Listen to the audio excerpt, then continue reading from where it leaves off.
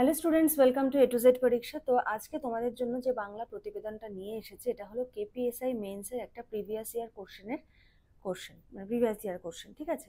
তো এটা আমরা আজকে সলভ করব। কি বলেছে দেখো, ভারতে পানীয় জলের সংকট।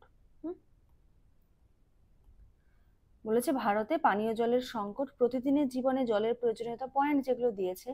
পরিশ্রুত পানীয় জলের উৎস, অবৈজ্ঞানিক ও অপরিকল্পিতভাবে ভূগর্ভস্থ জলের ব্যবহার, জলস্তর ক্রমাগত নিচে নেমে যাওয়া, বিভিন্ন কীটনাশক এবং বিষ ভূগর্ভস্থ জলের সঙ্গে মিশে যাওয়া, কলকারখানার বর্জ্য নিষ্কাশনে পরিকল্পনার অভাব, বিভিন্ন মহানগরীতে পানীয় জলের সংকট বিশেষ করে গ্রীষ্মকালে, বৈজ্ঞানিক পূর্বাভাস, বিভিন্ন শহর ও নগর পানীয় জল শূন্য হবে আগামী 20 থেকে 30 বছরের মধ্যে। তো এই পানীয় জলের সংকটের ওপরে আমরা প্রতিবেদন লিখবো। লিখতে গেলে আমাকে প্রথমে কি করতে হবে, একটা শিরোনাম দিতে হবে, তাই তো? তাহলে শিরোনাম দেব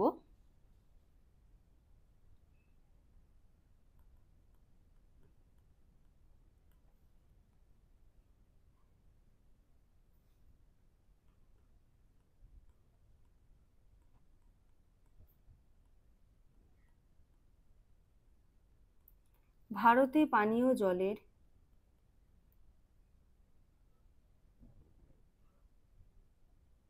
সংকট।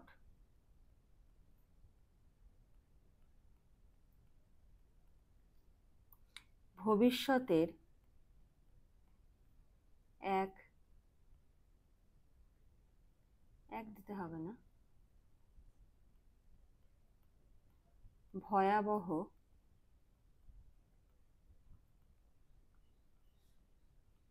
সতর্ক বার্তা। ঠিক আছে, এটা হবে হেডিং। হেডিং এ কোনো রকম আন্ডারলাইন করবে না, ঠিক আছে? কেউ কিন্তু মিউট মানে সাউন্ড স্কিপ করে করে দেখো না, তাহলে কি হবে, এই যে প্রতিবেদনগুলো লেখার সময় আমি যে ইনস্ট্রাকশনগুলো দিচ্ছি যে কোনটা করবে কোনটা করবে না, এগুলো কিন্তু মিস করে যাবে, ঠিক আছে? হেডিং লেখার পর হেডিংটাকে কোনো রকম আন্ডারলাইন করবে না। তারপরে লেখা থাকবে হলো নিজস্ব সংবাদদাতা,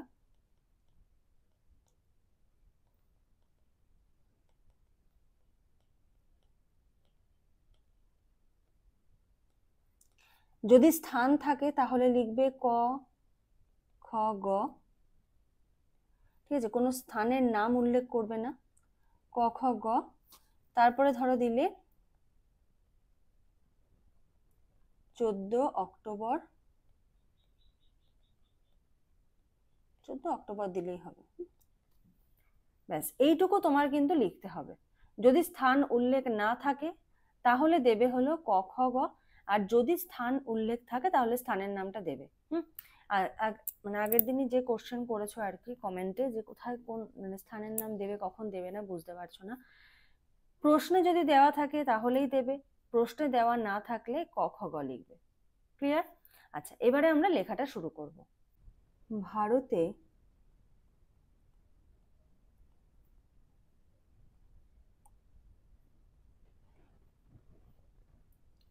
পানীয়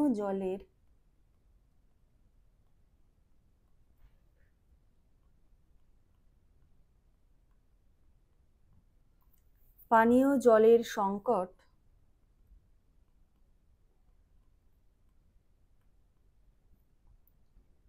দিন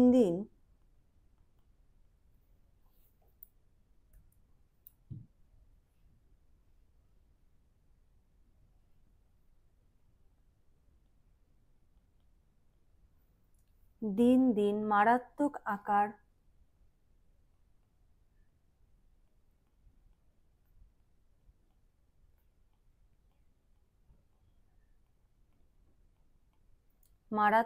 আকার ধারণ করছে।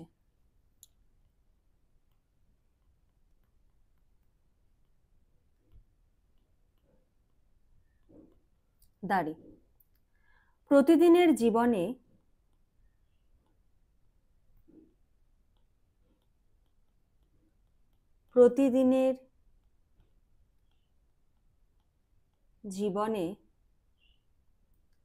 জল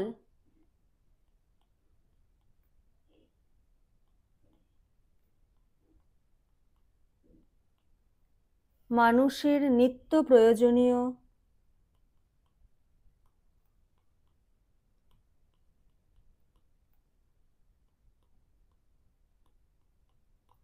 নিত্য প্রয়োজনীয় উপাদান হলেও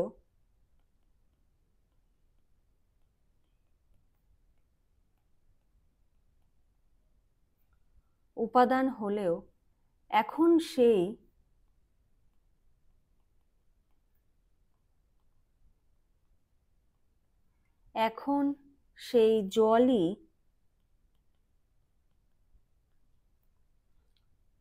অপ্রতুল হয়ে পড়েছে।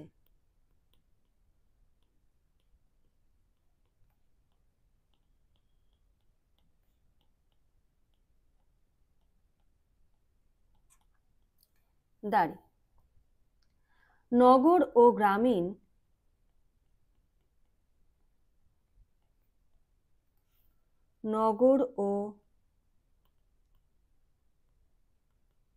গ্রামীণ উভয় অঞ্চলে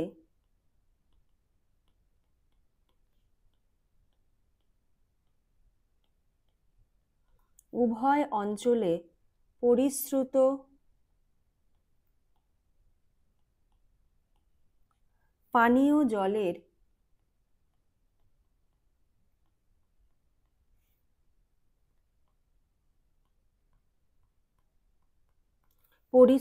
পানীয় জলের উৎস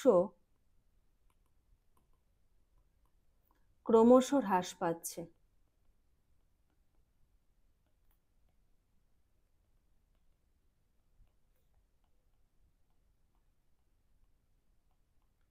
দাঁড়ি ঠিক আছে। তাহলে কি বলেছে? প্রতিদিনের জীবনে জলের প্রয়োজনীয়তা, পরিশ্রুত পানীয় জলের উৎস, ঠিক আছে।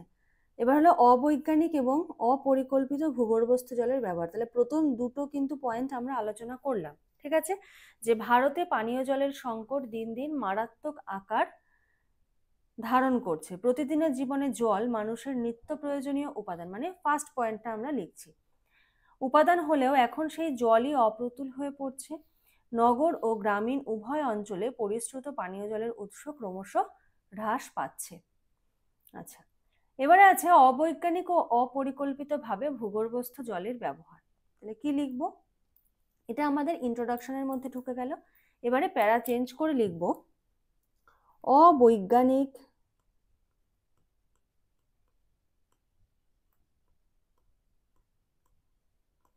অবৈজ্ঞানিক ও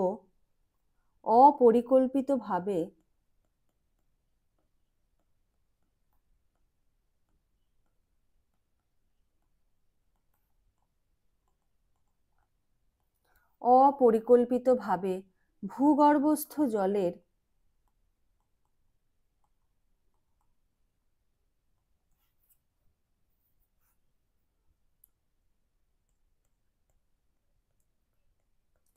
জলের ব্যবহার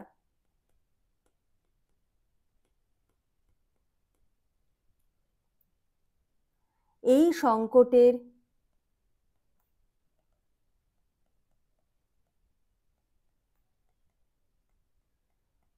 সংকটের অন্যতম কারণ।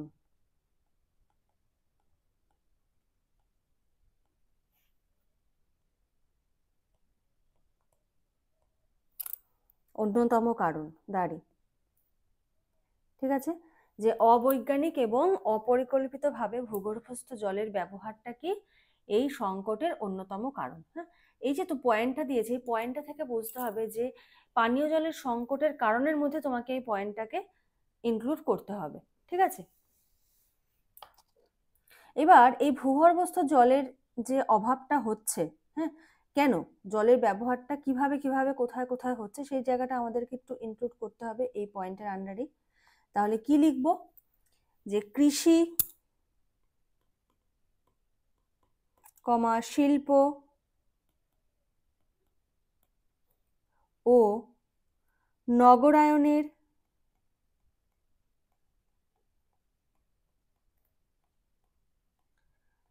নগরায়নের চাহিদা মেটাতে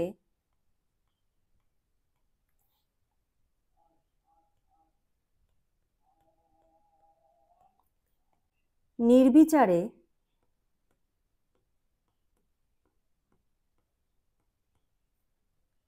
ভূগর্ভস্থ জল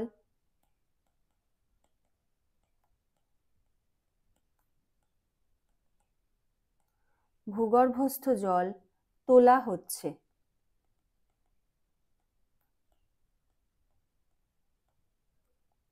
ফলে ফলে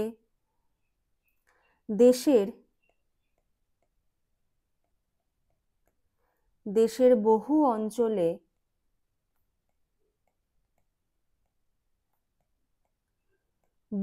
অঞ্চলে জল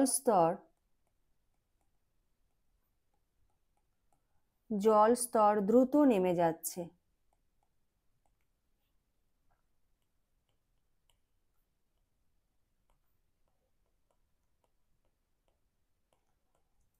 নেমে যাচ্ছে। গ্রামাঞ্চলে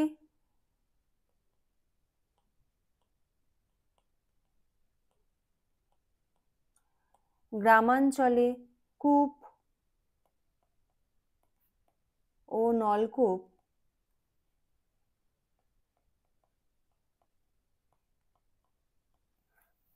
ও নলকূপ শুকিয়ে যাচ্ছে।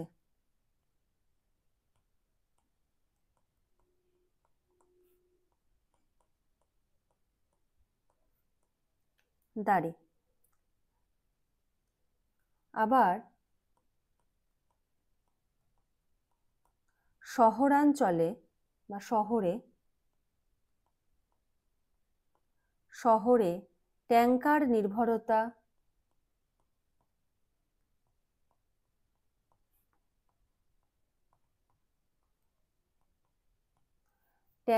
নির্ভরতা বেড়ে চলেছে।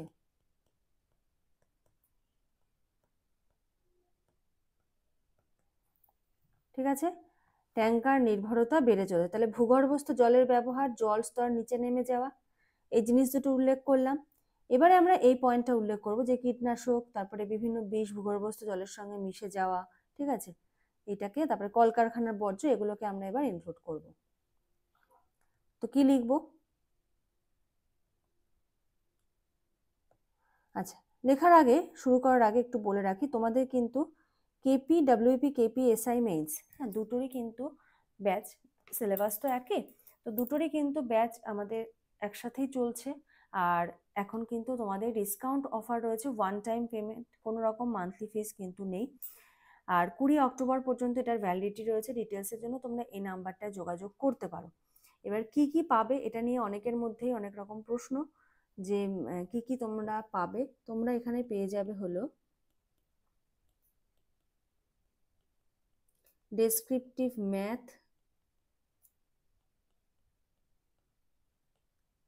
Reasoning,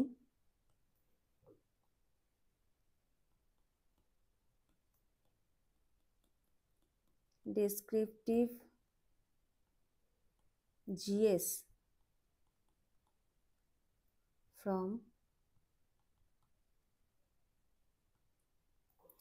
each and every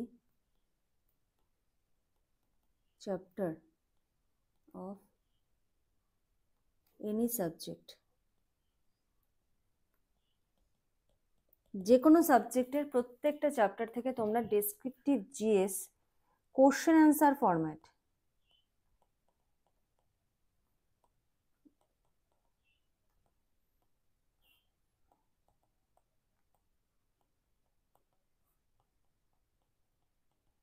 note পাবে,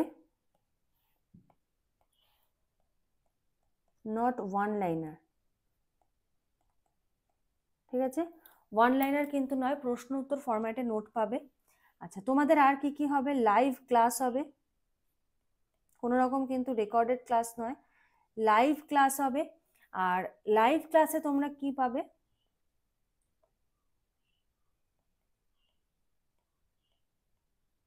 থিওরি। লাইভে কিন্তু একদম ফুল থিওরি ধরে কিন্তু তোমাদের ক্লাস হবে, যে প্রশ্ন উত্তর দেখিয়ে বলে দিলাম না, কনসেপ্ট যাতে ক্লিয়ার হয়, যাতে তোমরা মনে থাকে, সেই থিওরি ক্লাস হয়। এবং এই থিওরি ক্লাসে তোমাদেরকে কিভাবে কিভাবে করানো হয় দেখো, মাইন্ড ম্যাপ করে করানো হয়, যাতে একটা জিনিস তোমরা সহজে মনে রাখতে পারো। দেন মনে রাখার ট্রিকগুলো শিখিয়ে দেওয়া হয়, কিভাবে কিভাবে মনে রাখবে।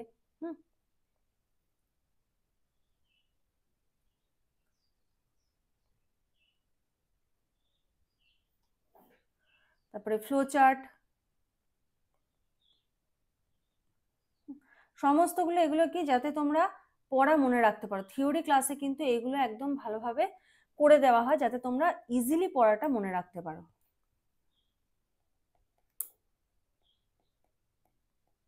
যাতে সহজে পড়া মনে থাকে, সেই জন্য থিওরি ক্লাসে মাইন্ড ম্যাপের ট্রিক শেখানো হয়, বিভিন্ন ট্রিক, প্রশ্নের এই প্রশ্নটার পয়েন্টগুলো কি করে মনে রাখবে, ফ্লো চার্ট করে দেওয়া হয় বিভিন্ন জিনিসের, যাতে সেই ফ্লো চার্ট মনে রাখলে তুমি পরীক্ষায় লিখে আসতে পারো। তারপরে লেখার টেকনিক, লেখার পদ্ধতি, যে তুমি একটা প্রশ্ন কিভাবে লিখবে এটা কিন্তু বলে দেওয়া হয়, বা কিরকম প্রশ্ন আসতে পারে।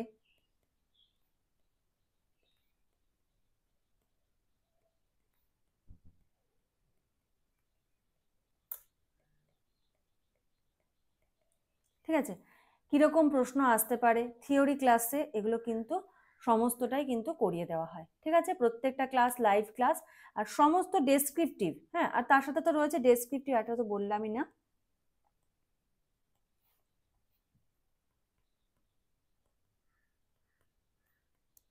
ডেসক্রিপটিভ ইংলিশ আর ডেসক্রিপটিভ বেঙ্গলি,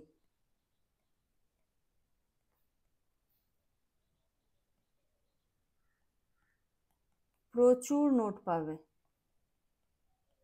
প্রচুর প্রচুর প্রতিবেদন, প্রায় 100 করে সমস্ত কিছু পাবে, অনেক কিছু পাবে। ঠিক আছে, তো ডিটেলস জানতে হলে এই নাম্বারটা একটু যোগাযোগ করো, যোগাযোগ করে সমস্ত ডিটেলসটা জেনে নাও, কিভাবে কি কি করানো হবে না হবে আমি সমস্তগুলো কিন্তু তোমাদের বলে দিলাম। ঠিক আছে, descriptive math, reasoning, descriptive GS থাকছে, এই কোশ্চেন অ্যান্সার ফরম্যাটে নোট থাকছে, তোমাদের নোট প্রোভাইড করা হচ্ছে, ডেসক্রিপটিভ বেঙ্গলি, ডেসক্রিপটিভ ইংলিশ।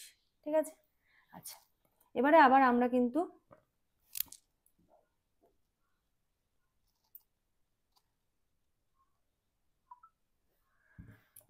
চলে আসবো হলো পরের লেখাটায়। প্যারা চেঞ্জ করে লিখবো, এর পাশাপাশি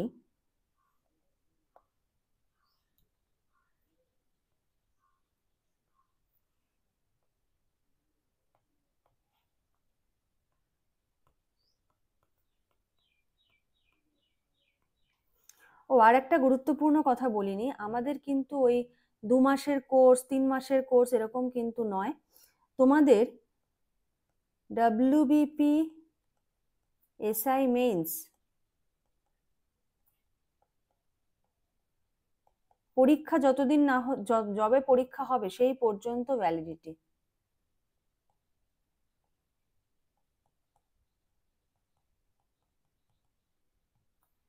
ঠিক আছে, এখন পরীক্ষা যদি 6 মাস পরে হয় 6 মাসই তোমরা অ্যাক্সেস করতে পারবে, পরীক্ষা যদি 1 বছর পরে হয় ততদিন পর্যন্ত তোমরা কিন্তু অ্যাক্সেস করতে পারবে। ঠিক আছে, WBP SI মেইনস পর্যন্ত কিন্তু পাবে, KP SI মেইনসও কিন্তু এখান দিয়ে কভার হয়ে যাবে। ঠিক আছে, চলো, এর পাশাপাশি বিভিন্ন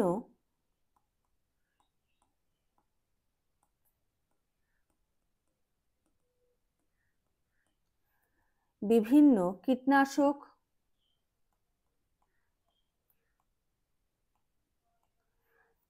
কীটনাশক ও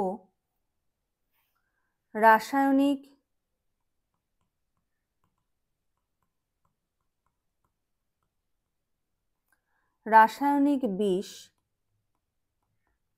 কৃষিক্ষেত্র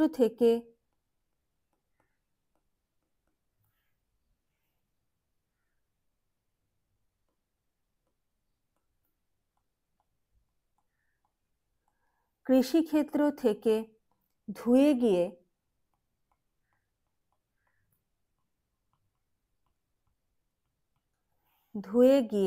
ভূগর্ভস্থ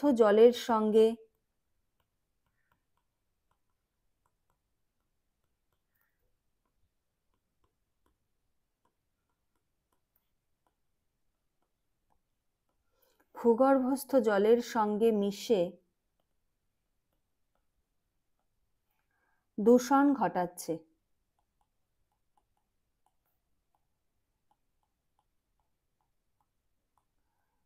দূষণ ঘটাচ্ছে। দাঁড়ি। তাহলে আমরা কোন পয়েন্টটা লিখলাম? কীটনাশকের পয়েন্টটা লিখলাম, ঠিক আছে, মিশে যাওয়া। এবারে কলকারখানার বর্জ্য, এই পয়েন্টটাকে ইউজ করব।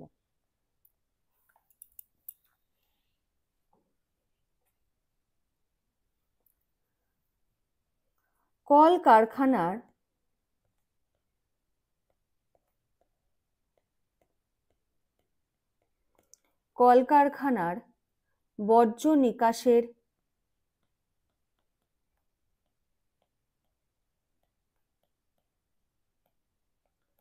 বর্জ্য নিকাশের পরিকল্পনার অভাব।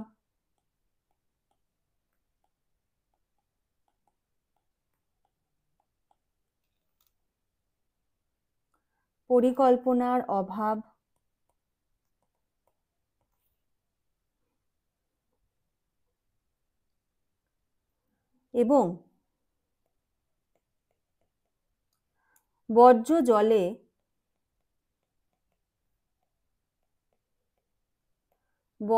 জলে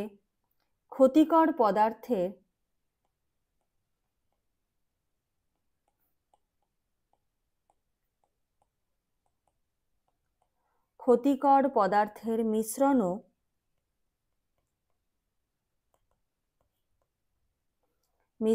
পানীয়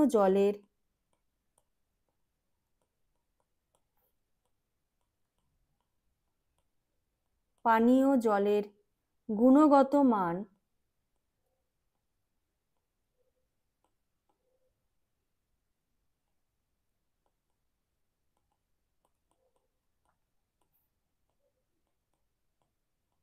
গুণগত মান নষ্ট করছে।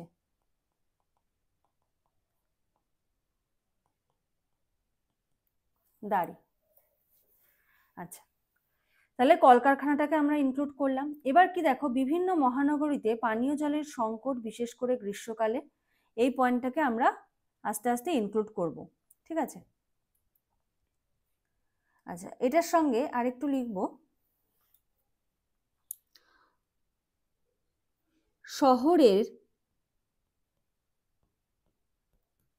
শহরের নদী ও খালের জলে দূষণের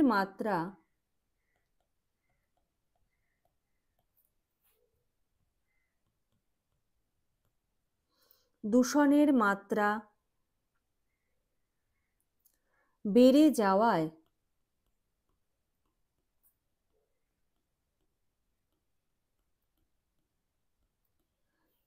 যাওয়ায় পরিশ্রুত জল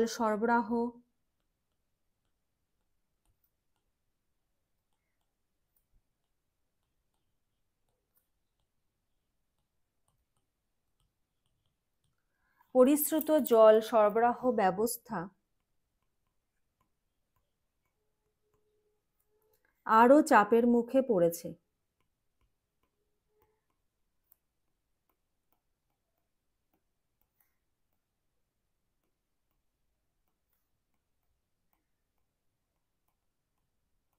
আরও চাপের মুখে পড়েছে।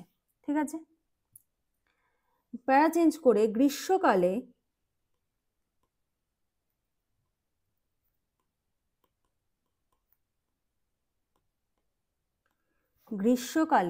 এই যে পয়েন্টটা বলেছে যে বিভিন্ন মহানগরী,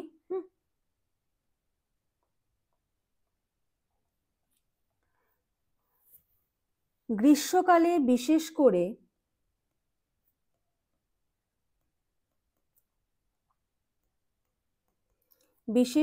দিল্লি,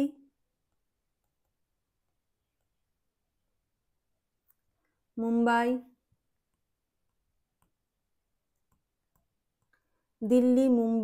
চেন্নাই, বেঙ্গালুরু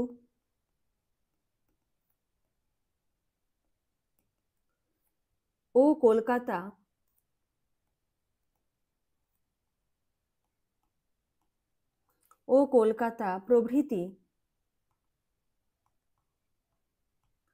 প্রভৃতি মহানগরীতে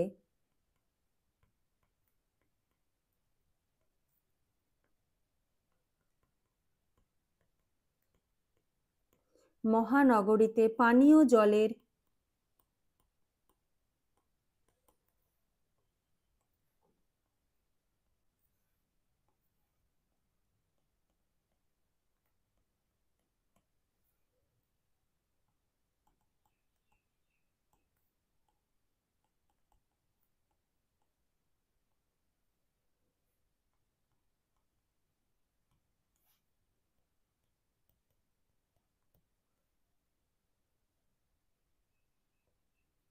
আচ্ছা, এরপরের পয়েন্ট কি দিয়েছে?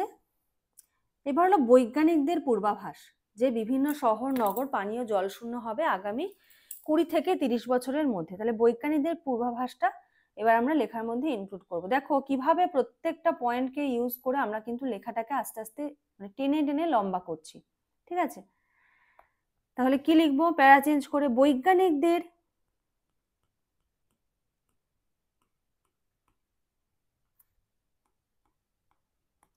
বৈজ্ঞানিকদের পূর্বাভাস অনুযায়ী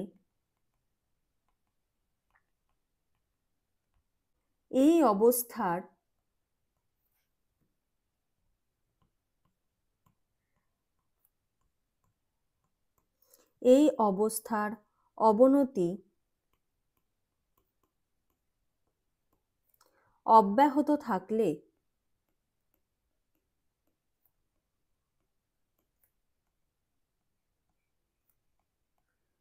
অব্যাহত থাকলে আগামী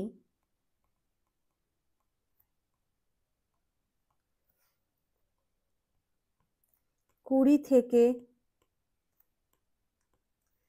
30 বছরের মধ্যে ভারতের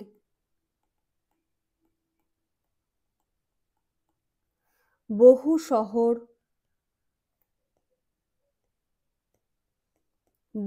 শহর ও নগর সম্পূর্ণভাবে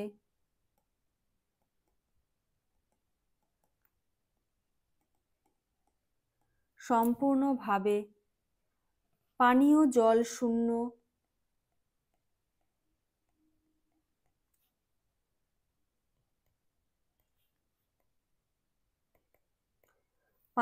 জল শূন্য হয়ে পড়তে পারে।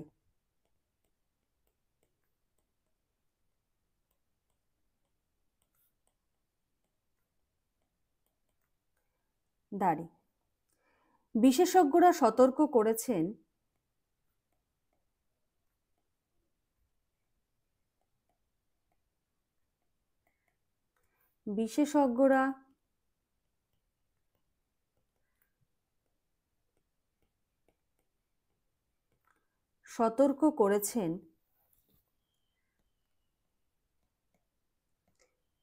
জল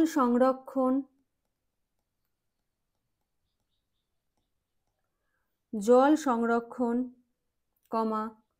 বৃষ্টির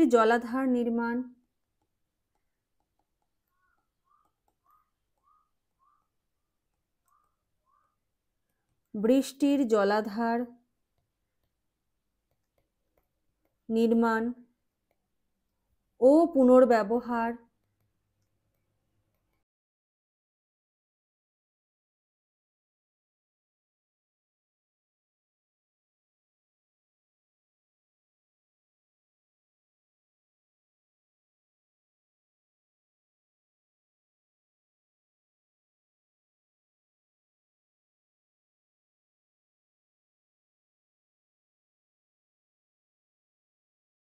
চালু না করলে ভবিষ্যৎ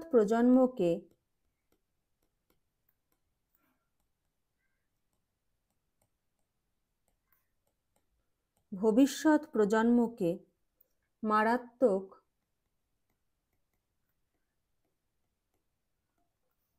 জল সংকটের মুখে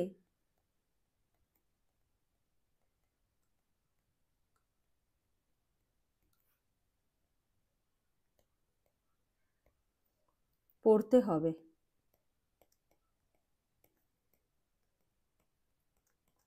দাড়ি। এবারে সমস্ত পয়েন্ট যা যা এখানে দেওয়া রয়েছে সবকটা আমরা ইউজ করেছি। তাহলে কি লেখা শেষ? না, এই ভুলটা কিন্তু করবে না। তাহলে কি করব আমরা এবারে দেব হলো একটা কনক্লুডিং প্যারা। কনক্লুডিং প্যারাতে কি লিখবো? জলই মানে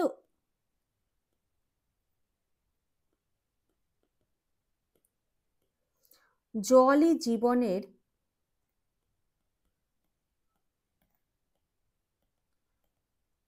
উৎস, তাই আজই আমাদের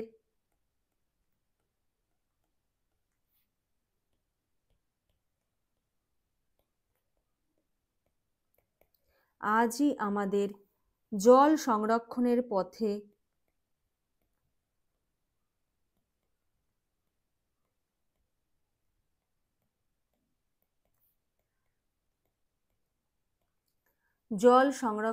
পথে